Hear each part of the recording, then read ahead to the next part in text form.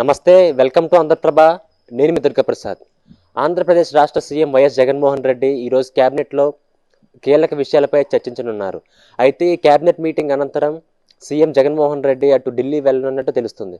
ఎందుకంటే ఇప్పుడు ఢిల్లీ పీఎం నరేంద్ర మోడీని, అమిత్ షాను, అలాగే ఇతర కేంద్ర మంత్రుల్ని కలిసి అటు విభజన గురించి, అంటే విభజన జరిగి దాదాపు 10 ఏళ్ళు కావాల్సి వస్తుంది.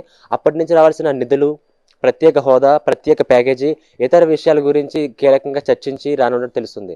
అంటే ఈ పర్యటన 2 రోజులు ఉన్నట్టు తెలుస్తుంది. ఎందుకంటే ఈ రోజు క్యాబినెట్ అయిన అనంతరం ఈ రోజు నైట్ అక్కడికి వెళ్ళిన అనంతరం అక్కడ అమిత్ షాతో మాట్లాడి డిన్నర్ నైట్ లో పాల్గొని రేపు కూడా కీలక విషయాలపై చర్చించి అటు మంత్రులతో కూడా మాట్లాడి, ఎందుకంటే ఇప్పుడు పోలవరం ప్రాజెక్టు అలాగే ప్రత్యేక హోదా, ప్రత్యేక ప్యాకేజీ 2019లో కూడా వీటి గురించి జగన్మోహన్ రెడ్డి కీలకంగా మాట్లాడడం జరిగింది. ఢిల్లీ మెడలు వంచైనా సరే నేను ప్రత్యేక హోదా తీసుకొస్తాను, ప్రత్యేక ప్యాకేజీ కూడా అవుతుంది, అదేవిధంగా పోలవరానికి కూడా నిధులు తీసుకొస్తానని అప్పుడు జగన్ చెప్పడం జరిగింది. అయితే ఇప్పుడు ఎలక్షన్స్ దగ్గర పడుతున్న సమయంలో జగన్మోహన్ రెడ్డి ఇప్పుడు ఈ విషయంపై జగన్మోహన్ రెడ్డి ఢిల్లీ వెళ్ళి ఇదే విషయాలపై చర్చ జరపడంతో ఇప్పుడు ఆసక్తికరంగా మారింది. ఎలక్షన్స్ దగ్గర పడుతున్నాయి. ఒకవైపు సార్వత్రిక ఎలక్షన్స్ 2 నెలలు రాబోతున్నాయి. ఇంకోవైపు రాజ్యసభ ఎన్నికల నోటిఫికేషన్ కూడా వచ్చేసింది. ప్రత్యక్షంగా కావచ్చు, పరోక్షంగా కావచ్చు, వీటి గురించి కూడా నరేంద్ర మోడీతో మాట్లాడే అవకాశం ఉన్నట్టు తెలుస్తుంది.